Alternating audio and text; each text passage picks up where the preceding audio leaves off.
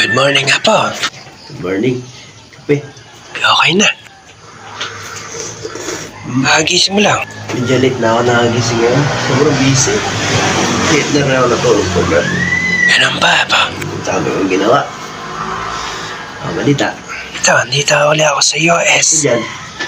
Kung nasa Amerika ka na naman pala. Naman, bakasyon, relax. Malamig dito dyan sa Pinas, ang init.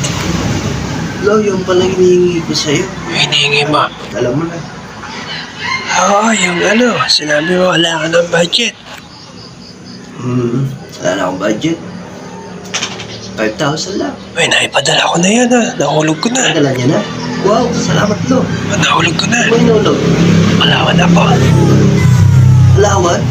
Palawan ko hinulog. Layo ng Palawan, Lo. So, ibig sabihin pupunta pa ako ng Palawan para kunin yun. Pamasahe lang, kulang pa. Lo, nasa Bicol lang. At sa Palawan mo pinadala.